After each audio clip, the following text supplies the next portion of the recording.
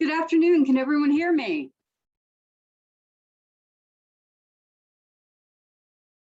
Okay, thank you.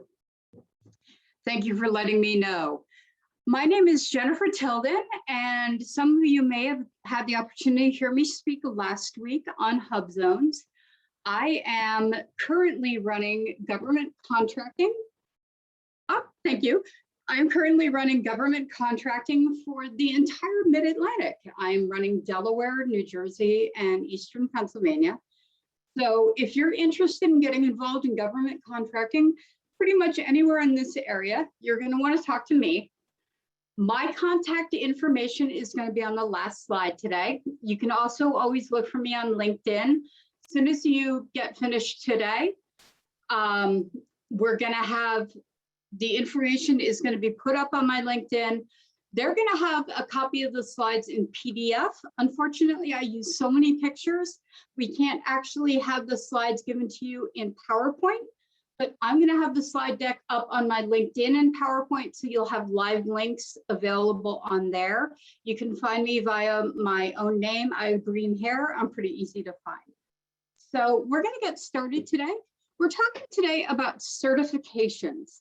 That basically means that within the federal government and also other governments, I'd like you to know I am speaking today on behalf of the federal government. I work for the United States government, but pretty much everything I say today also applies to other governments as well. There are also set aside programs at, say, the Commonwealth or state level. I know Pennsylvania will cut out work for, say, what they call minority business enterprises or veteran businesses or woman-owned business. The city of Philadelphia also sets aside work for woman-owned businesses, for diversity-owned businesses. I am talking today about federal, but if you might be interested in doing work with one of these other groups, please let me or Marla know, and we might be able to help you get involved with those as well. So today we're going to be talking about the federal certifications that are available. I'm going to be sharing this. Okay. And can everyone see these slides? If someone can let me know, please, in the chat. I want to make sure that everyone's saying the same thing I'm saying. One time it turned out I was talking about someone people can't. Thank you. Okay, so who am I and why are you listening to me today? Why am I possibly qualified to be talking about this to all of you? It turns out I have actually had a pretty long career in all of this. As you see from all these seals up here, prior to coming to the United States government, I was actually a staff attorney for the Ho-Chunk Nation of Wisconsin. They are a tribal nation that is in most of the central part of the state of Wisconsin. They are part of the nation that was formerly living in most of what is now Wisconsin. The other half of that nation is now what is known as the Winnebago Nation. After leaving the Ho-Chunk Nation, I then entered the contracting field with the United States Army. I then ended up with the United States Army Europe in the Balkans region. After that, I joined the United States Army Contracting Command at Aberdeen Proving Ground.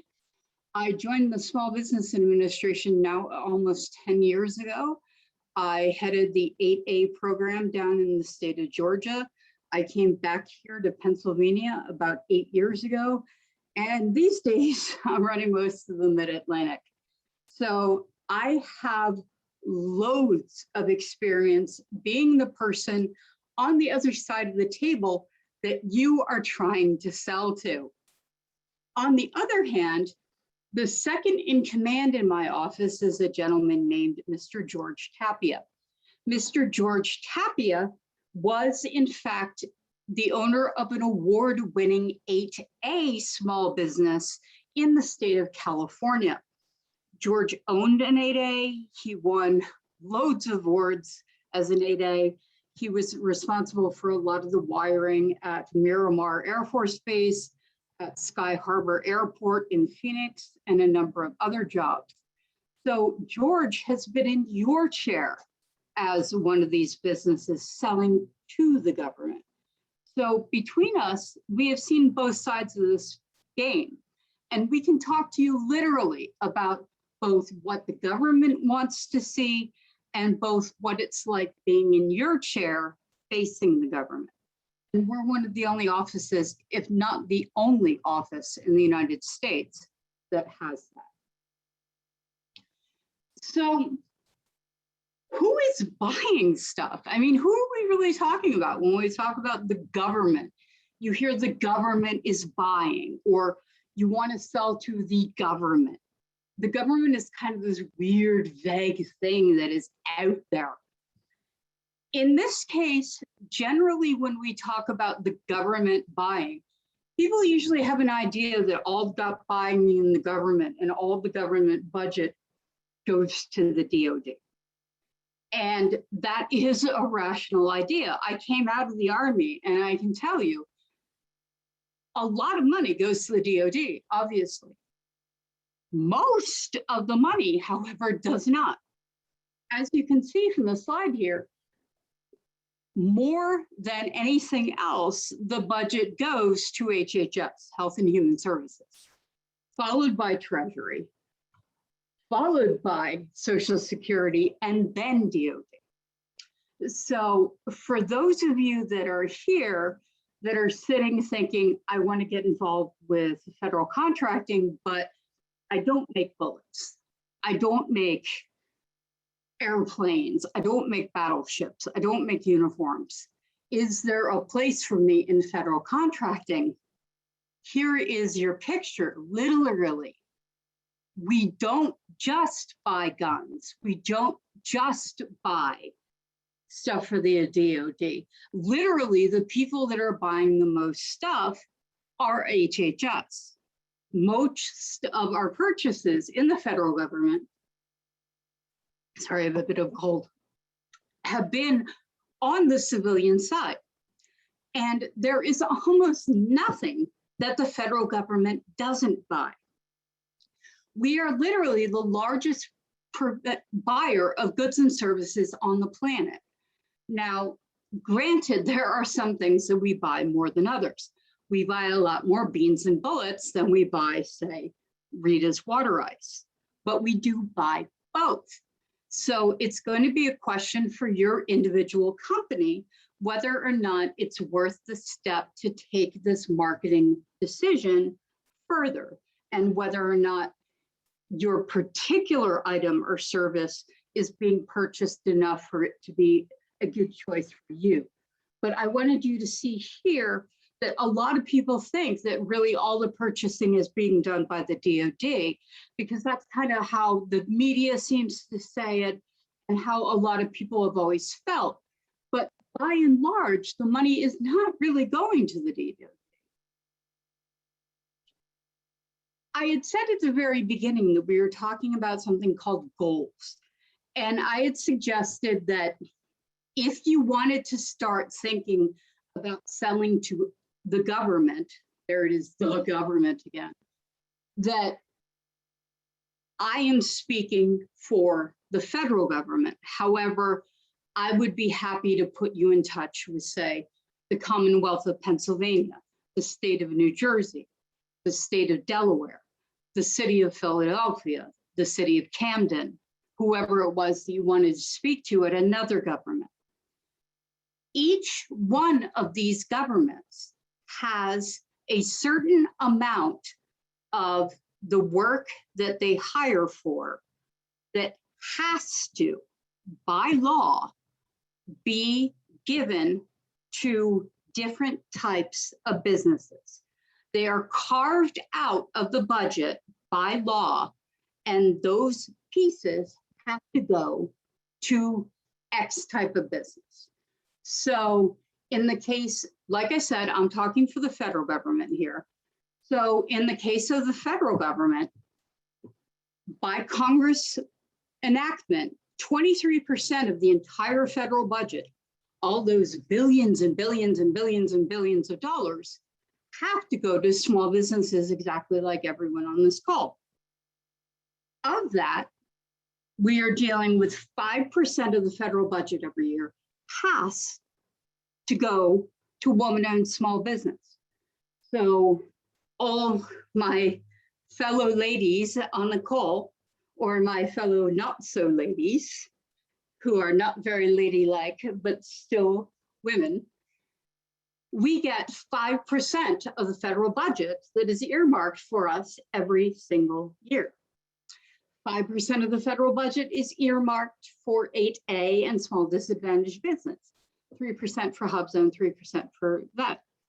Every one of these is actually in the laws of the United States, where this isn't a, oh, well, I don't know, we're not too fond of X minority this year. Oh, I don't know, we're not really feeling like woman-owned small business is that chic this year, so we're not really going to trumpet that this year. It is by law. So these numbers have to come from every single agency every year. So if you fall into one of these categories, you know by law that there is money in the budget that has to go to you.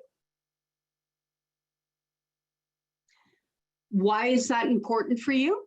If nothing else, I think all of us have learned over the past 2 years that to a great extent, it can very, very much behoove you to diversify. A lot of people, unfortunately, have learned lately that putting all your eggs in one basket, whether that basket be the commercial market, whether that basket be one certain type of employee, whether that basket be one certain type of funding, whatever that one basket be, a lot of people have found out throughout the pandemic that relying on only one type of business can be a business ending proposition. What diversifying your portfolio with federal and or state or city contracting can do is things come and things go, but we kept paying all the way through this. And bases still open, offices still open. We still have an army. We still need bullets. We still need uniforms. The Social Security Administration still paid Social Security. HHS still paid things. The Smithsonian Institution still put up new exhibits. All of these things still kept happening. The United States government didn't stop because of COVID. So if you had had a contract with the government, we kept running through COVID, and those contracts with the government would have kept running through COVID as well. So you would have known that at least that money was still coming in. And throughout all of these things that have come along as time gone on, Sandy or Katrina or wherever you are, economic downturn, whatever it is, we're still here. And it rains, it snows, it sneezes, whatever it happens, we're still here. And if you have a few of our contracts, at least you know you have some money coming in. Small business certification. I did want to say, there is this idea out there that small business certification form the word certificate. We get a lot, thank you. We get a lot of questions. Where is my small business certificate?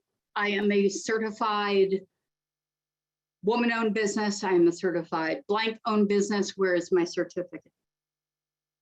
Unless you are an 8A, there is no certificate. If someone needs your quote unquote small business certification, you want to point them to www.sam, that is Sierra Alpha Mike.gov. If they don't like that, you can point them to me. But unfortunately, there is not actually a piece of paper that you are going to receive that is going to call you a small business. So I just wanted to let you know, because people call me a lot and ask where their small business certificate is. There is no such thing, unfortunately. Yep, thank you. So what are the certifications that we actually offer at the federal level? The big one, my flagship program, the one that is most of my life, is our A2A business development program. This is the one that most people know about. This is the one that most people want into. In the background, you are going to see Mr. Lou Rodriguez. He has won a number of awards through the local Hispanic publication, Al Dia. Lou owns one of our current firms, Rodriguez Consulting. They are a local, they do a lot of environmental and wastewater management. They're down toward the Northern Liberties area. They used to be in the Finanza building. A2A is a 9, sometimes now 10-year business development program for sociologically and economically disadvantaged individuals. What that generally means is it is usually members of one of 5 groups. That is Black American, Native American, Hispanic American, Subcontinent Asian American, and Pacific Asian American. If you're not a member of one of those 5 classes, you may still qualify for 8A, but you are going to have to explain how you personally have been a subject of institutionalized patterns of discrimination, which have affected your ability to grow your business for reasons unrelated to your personal talents, but due to them seeing you for a reason about something about you you cannot control. An example of one of these factors that is currently in my portfolio, we see a lot where it's a woman in a male-dominated field. In that case, people see her gender instead of seeing her abilities as, say, an engineer, a trucker, an environmental scientist. Like I said, it's a 9-year program. The main thing that people want from the 8A program is, if you see in that second bullet, it is a competitive and non-competitive program. The competitive and non-competitive program is talking about something called sole source contracts. Technically, and I will not let you do this because it's a terrible, terrible business idea, but technically it is legal for the first 4 years of your 8A business development program to receive 100% of your contracts through something called sole source contracting. That is when, instead of going out and seeking contracts publicly, you are able to get a contract that is just you and your agency of choice sitting down and discussing pricing at a table with us as the Small Business Administration working through the negotiation. These are extremely rare and they come out of a lot of face-to-face marketing. We can discuss these further. I'd love to do a class with PIDC about the 8A program, but it's not a magic drawer of contracts. It is a lot of work to get into 8A, and I don't want people to think that this is a quick thing. The 8A program is not designed to get you ahead. The 8A program was designed to just level the playing field.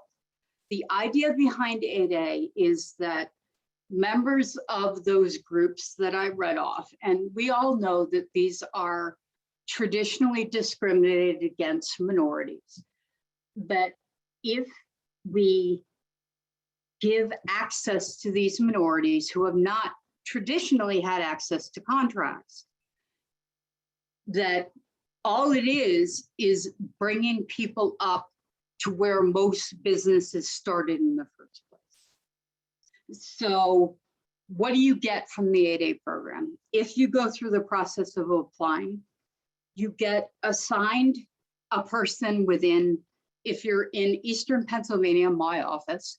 If you happen to be across the river in New Jersey, the New Jersey office, which is going to be me or someone named Janet, we will teach you how to do business with the federal government. We can come out to your office. We can run classes, whatever you need. Talk to me offline. I'm happy to discuss all the benefits of the 8A program, but we can really do anything you need to help you learn federal contracting. And it's all free. We need a lot back from you. You have to get us tons of tax documents. You have to get us, you have to promise to show up for meetings. You have to promise to work hard as well. Can you help with the STEP program also? We can get you people that can help you with the STEP problem. How to get in touch with you. All of my information is on the last slide, I promise. And I'm easy to get in touch with, and I'm free. So there's always that. But all of it is free. We do an amazing amount of work, and you can get it just by applying for 8A. I'd love to give a class just on 8A. Even if I don't, my district office offers a class on 8A the 4th Thursday of every month, except this month in December, where the 4 Thursdays tend to be unnervingly close to a national and a Christian holiday. So if you hit the website that we're going to talk about at the end for my office, it will give the date for our 8A classes. But it is an amazing program that basically says that certain people, just because of who they are, didn't get a fair chance. And because they didn't get a fair chance, their business won't get a fair chance. Some people, because they were born Black, because they were born Hispanic, because they were born female, whatever it is, didn't get the same access to schools, didn't get the same access to money, didn't get the same access to real estate. I don't have to tell you guys this. It's your lives. You've all been there. The whole point of 8A is I did. I mean, you've seen me. You can tell. I mean, you know I went to law school. I had all these opportunities, so it is my opportunity to give my opportunities to you to finally bring you up to the place that other people start. And that is 8A.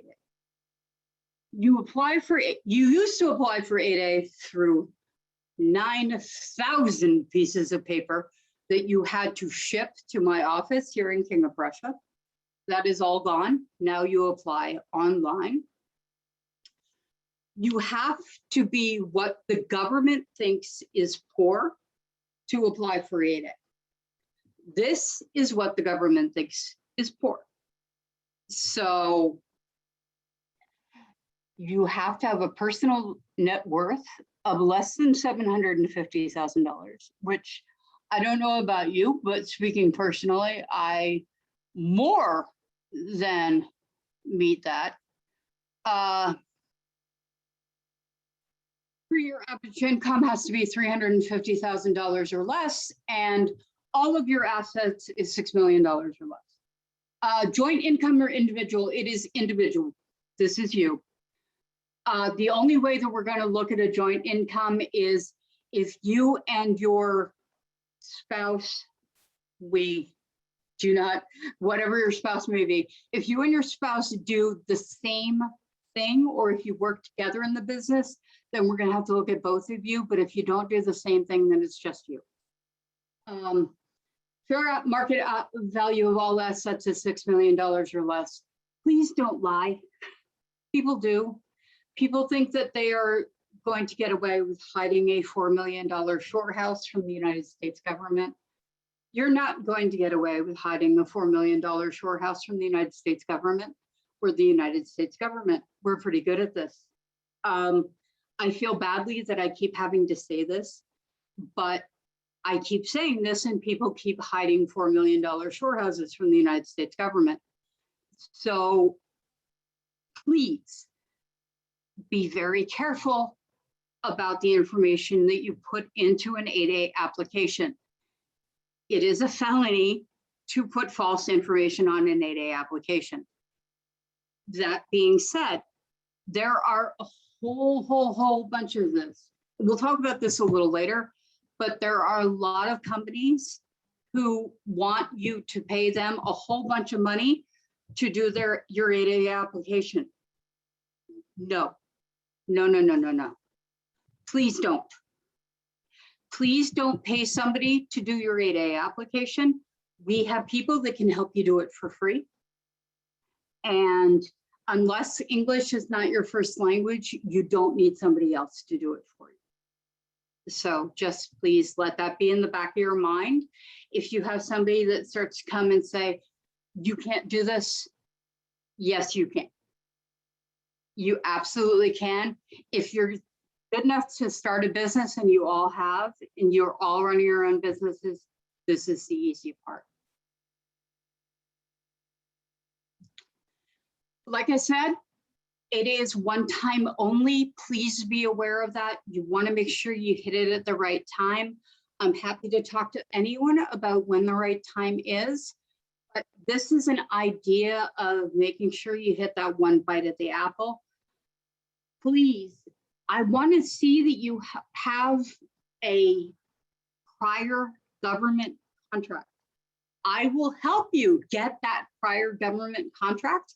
But if you don't have government contracting experience before you come into the 8A program, you're going to waste some of those 9 years trying to get government experience, and that's a waste of your time.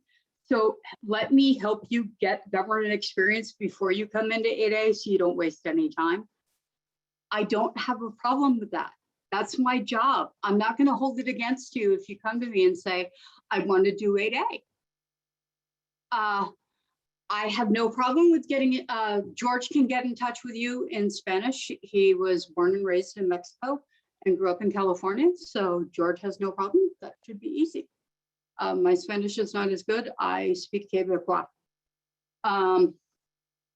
But we are happy to talk to you about when 8A is best for your company. So it is no problem to come to me and say, hey, I want to think about 8A soon.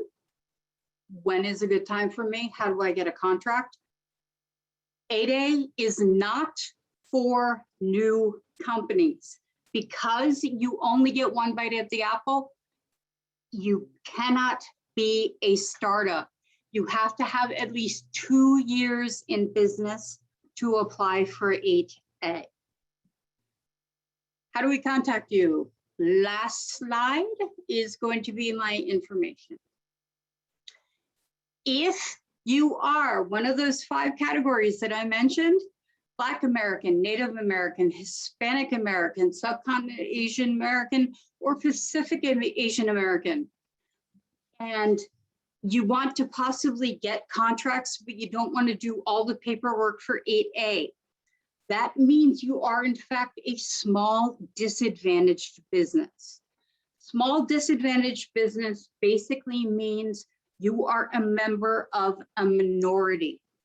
If you are what at the state level is called an MBE, a minority business enterprise, if you are a member of a minority and own 51% or more of your business, you are an SDB, small disadvantaged business. When you go to register your business in SAM Again, we had it a little higher in the chat. It is going to ask you whether or not you are a small disadvantaged business. This is we are taking your word for it because we're the U.S. government and you don't want to lie to us.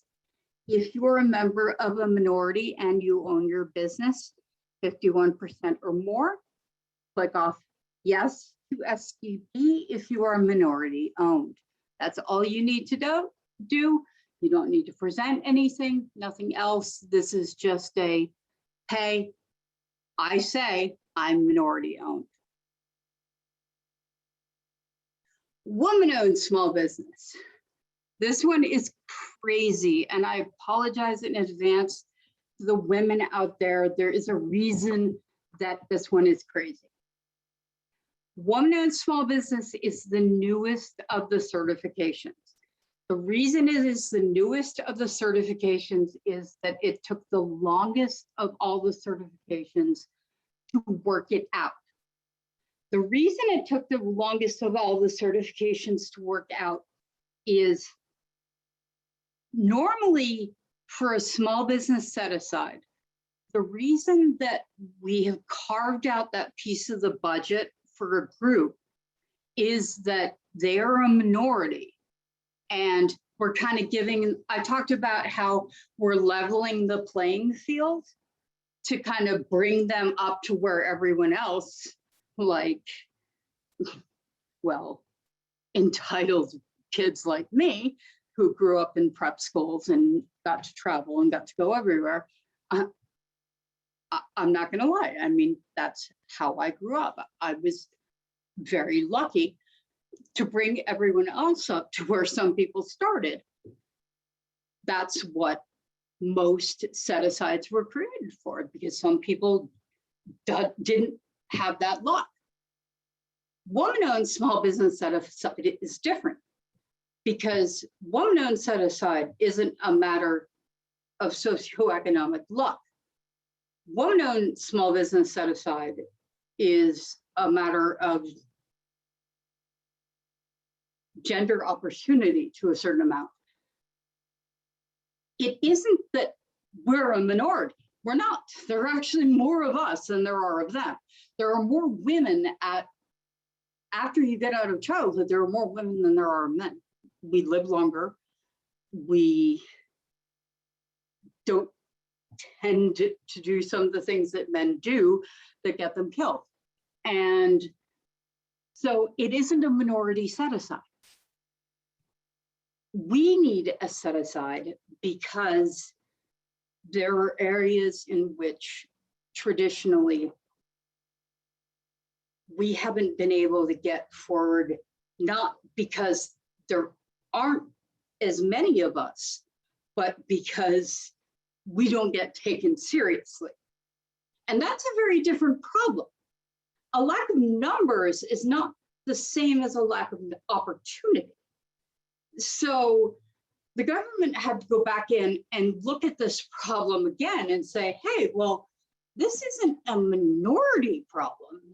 This is a different squirrel. How are we going to crack this nut? So they had to go all the way back into the problem, and they had to go and turn it around again. And so this is weird, and I apologize in advance, but normally speaking, everybody has an NAICS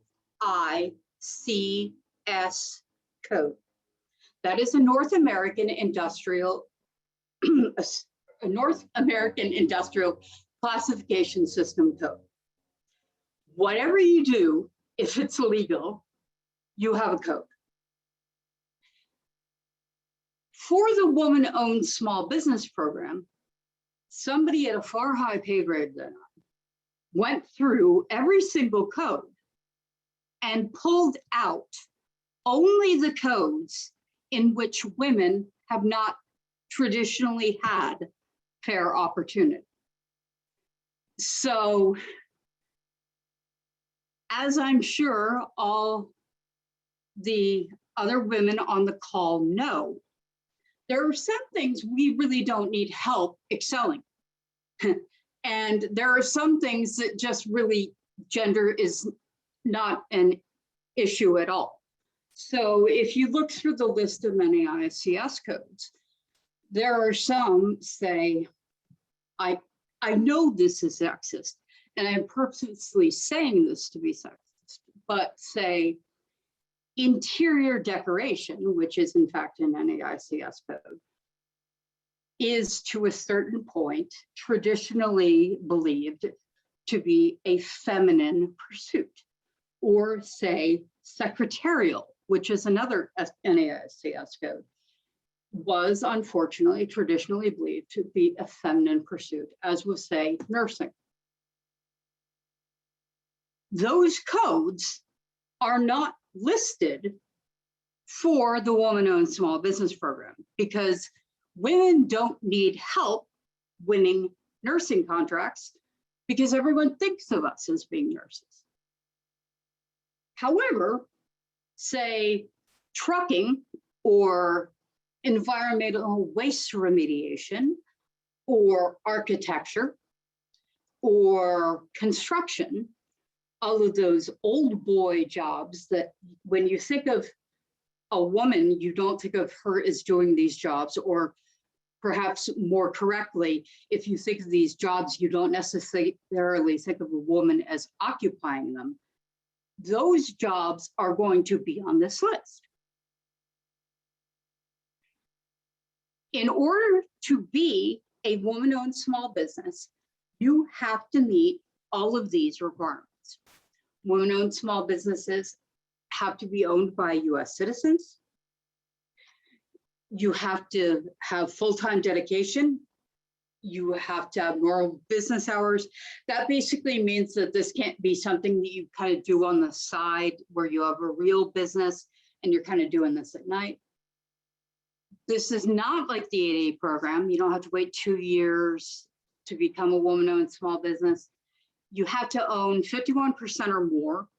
That becomes an issue because I get people who call and say, well, my husband is, say, Pacific American, and I'm a woman, and we own 50-50.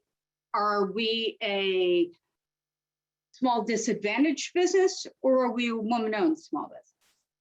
Can someone in the chat maybe answer what the answer is to that? Anyone want to guess?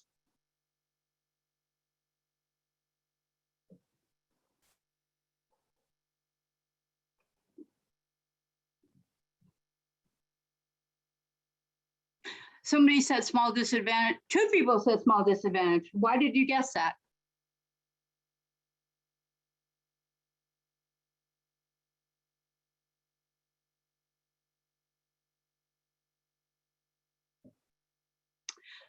That is a really good guess. The correct answer is you're neither.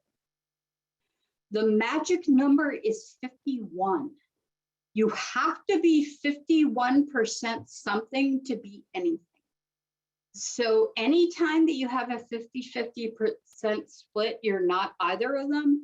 And that husband and wife are going to have to make a decision. One of them is going to have to give up 1% of the company, and the 1% of the company is going to decide whether or not they're a woman-owned small business or whether they are a disadvantaged business. That decision is likely something they're going to want to make based on what they do and who is more likely to buy it. And that is a decision we can help them make.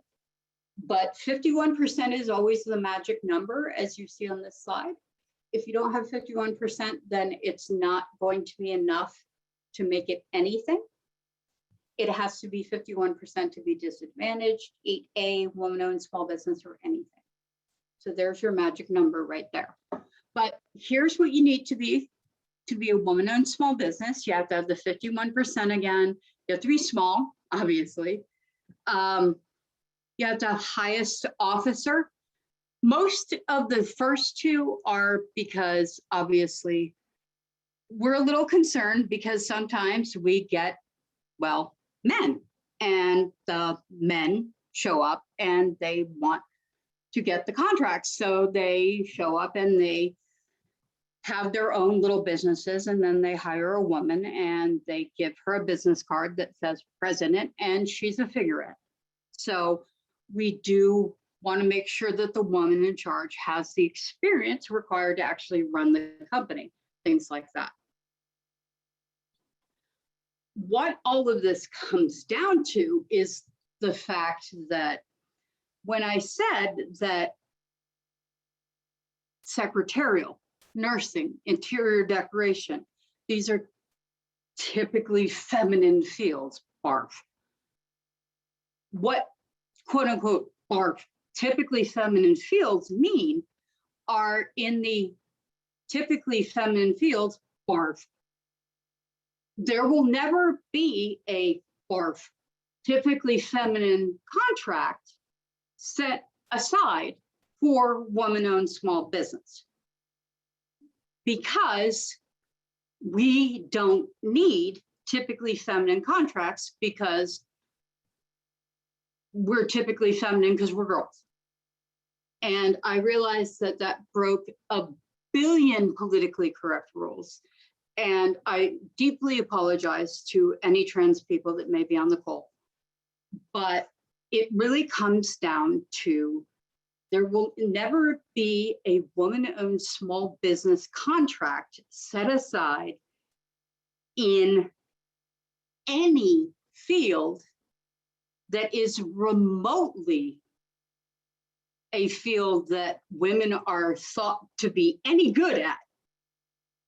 Because again, the whole point of set-asides is to give a leg up, to bring that group up to where everyone else is. So in the woman-owned small business set-aside program, it's to bring women up to where men are.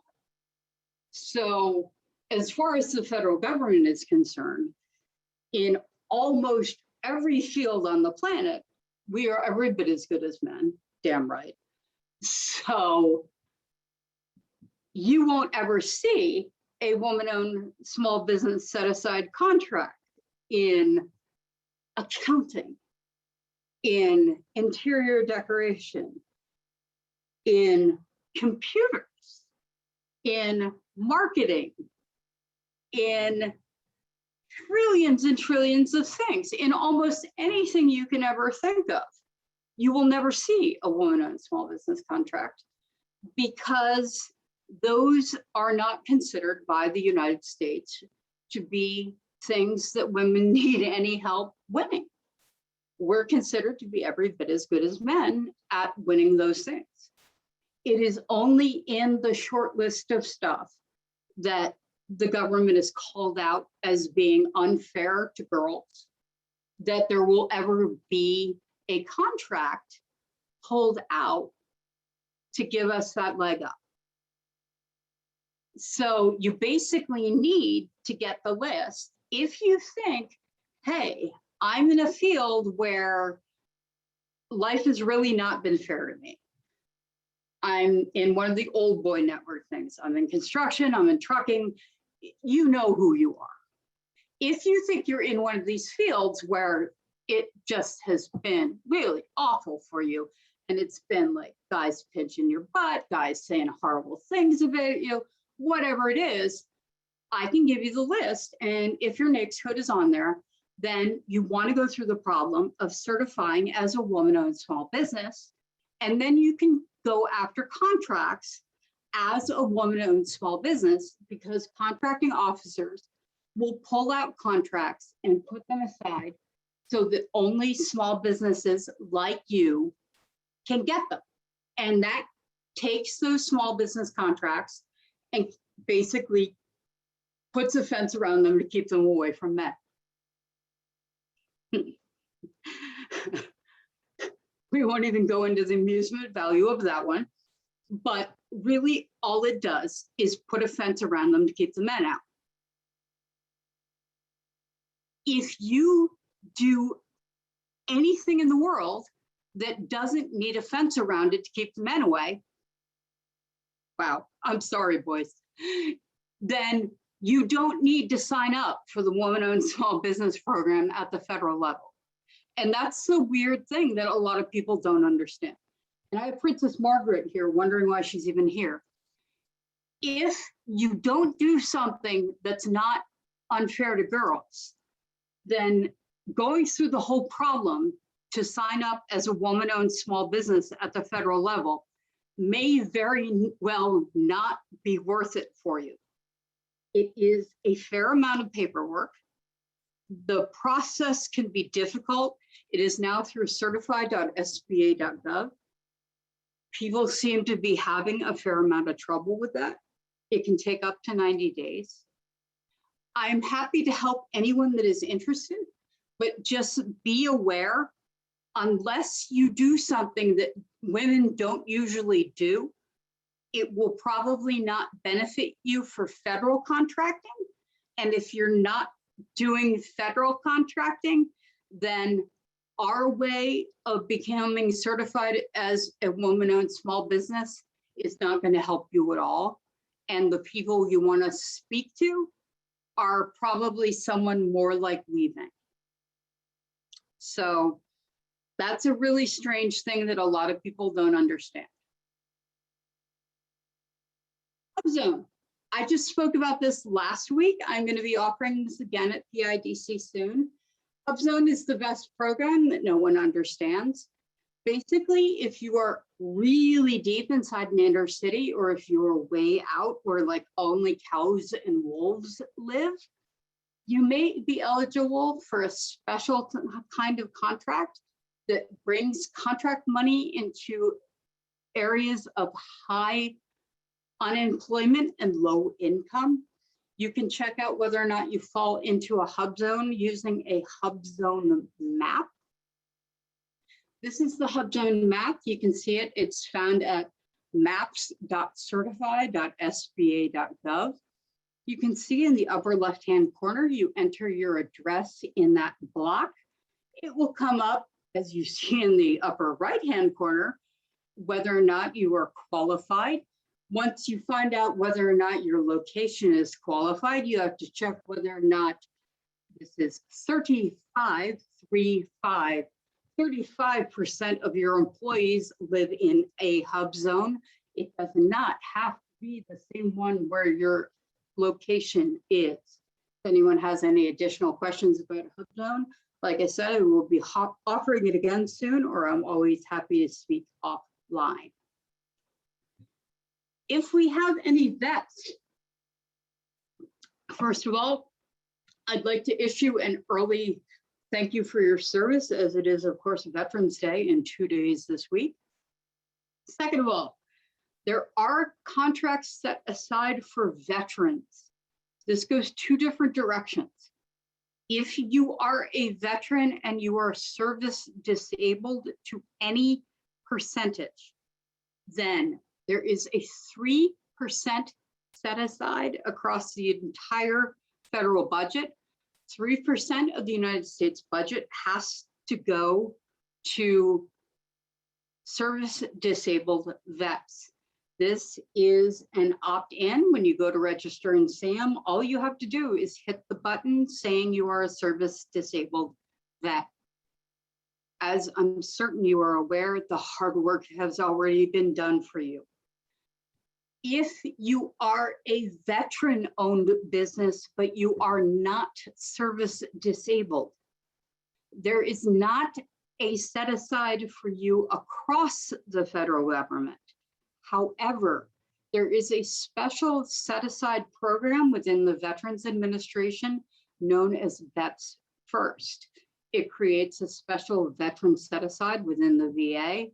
And going through the process of becoming certified within the Veterans Administration also qualifies you for things like a special badge that can be used on your website, certifying you as a veteran-owned business.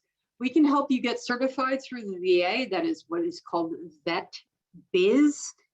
Again, this is another one of those things that people will say, hey, I'll help you get certified on Vet Biz if you only pay me insert number here. We have people that can help you get certified on Vet Biz for free. So please think before you shell out a whole bunch of money to people who may or may not be legit. VetBiz is going away.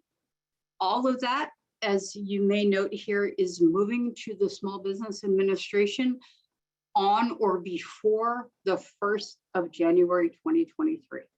So I'm just letting you know, but if you are service disabled, please make sure that you check off in SAM that you are an SDVOSB. If you are if you are a VOSB without service disability, then there is work within the VA. Who can you talk to? A number of people had asked. I said this a couple of times. I want to make sure I say it at least one more. The second that you become involved in any type of government contracting, be it city, be it state, be it federal, be it international. I work a lot with USAID down in Philly and the Irish government, Canadian government. There are a lot of very bad people who are waiting to take advantage of you. And some of them will start emailing you, some of them may call you. Some are companies, some are other businesses, and they may say, oh, I'll help you register for SAM. It'll only cost X number of dollars. Or, oh, I'll help you get your 8A. It'll only cost, and I've heard up to $16,000. Or, oh, I want to work with you. I'm a prime contractor and I want to work with you as a sub, or whatever form it may come in. First of all, if it sounds too good to be true, it is, I guarantee it. Second of all, if you have that weird little feeling in the pit of your stomach that says something is wrong, always listen to that feeling. It's almost never wrong. And even if it is, erring on the side of caution is never a bad idea. It is never a bother for me for you to call me. I exist to work for you. My entire salary, my entire existence is paid by your tax dollars. You are never bothering me. You can get a hold of me 5 days a week. You can write to me, you can call me, you can hit me up on LinkedIn. You can always get a hold of me. If you get an email, if you get a phone call, it's like, hey, is this legitimate? You can always get in touch with me. I'm gonna let you know about a few more people you can get in touch with, but there is going to be a lot of stuff that's going to come across your desk now that is going to be people saying you have to pay them, people saying you have to work with them, people saying you have to do a lot of things. Please don't ever take one of these actions quickly. Please don't ever take one of these actions under duress, because we as the United States government will never tell you you have to instantly do anything. And none of these things that we're telling you to do cost money. So if someone's trying to hardball you into cash, it ain't us. Always look for the .gov at the end of websites. That means that you're really dealing with me. There are two types of folks that are always out there to help you. And like me, they're actually legitimately employed. So you know that they're not out there to take your cash. On one side, my side, the United States government, you have OSDBUs. OSDBUs are what is known as the Office of Small Disadvantaged Business Utilization. They hang out at every single agency by law. If you want to sell to an agency, there's got to be an OSDBU hiding in there somewhere. OSDBUs have different titles depending on what agency they work at. Sometimes they might be a small business liaison, they might be a deputy small business. They have all sorts of different names, but there's always one hiding out. Down Philly, we have Brooke Patterson at the Army Corps of Engineers. We have Hannah, who's over at the EPA. We have Chris Pless down at NAVSA. These are actual people who Their job is to sit at their individual agency and talk to people exactly like you about how to do business most effectively with their agency, how to sell to them. Dave Kern up at Toby Hanna Army Depot is another example. They're incredible people to have on your side and great people to talk to because sometimes they give training. On the other side, we have PTACs, that is Procurement Technical Assistance Centers. They occur at some universities. They're partially funded by the DoD, partially funded by the universities where they hang out, and partially funded by us at the SBA. All of the folks there are level 3 contracting certified, just like I am. You can find them online if you move or whatever happens and you need to find someone somewhere else. You can find them online at that website. Around here, you can find them at Temple, Widener, Kutztown, and Camden Rutgers. I promised everyone I would give my information at the end. This is my information, and this is also the information for George Tapia. I had mentioned that George is fluent in Spanish. I am fluent in Quebecois and in Italian. We have all sorts of free information available through our district office. George and I speak contracting, but we also have people available. Wilma is fluent in Spanish and speaks lending. We also have free information about everything, including but not limited to contracting and COVID-19 support and lending. So if anyone's interested in any information about the other side, I don't speak banking. You don't want me to speak banking. I'm terrible at banking.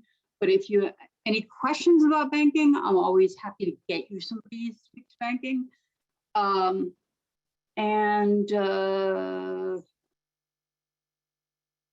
That's all I can immediately think of. As I said, I'm available online through LinkedIn. You can always find me there. And does anyone have any additional questions?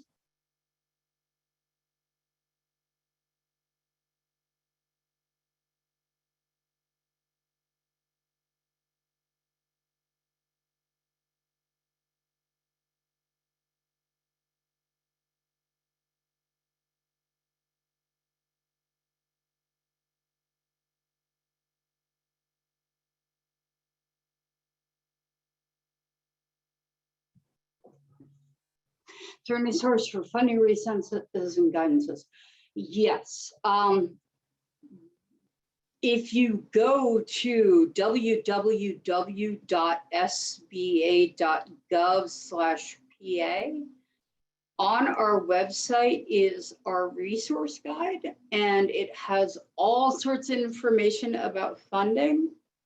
Additionally, as a general note for everyone, all grant opportunities for the United States government are posted through, if you remember, I mentioned Health and Human Services at the beginning.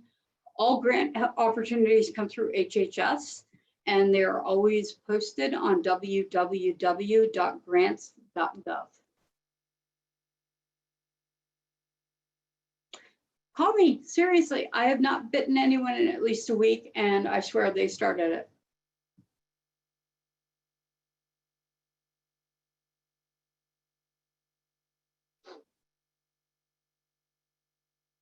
Thank you, PIDC, for putting up the grants. I can be contacted by email or phone. My phone is somewhat temperamental, so email might be a better game. Here, let me drop my email in right here too.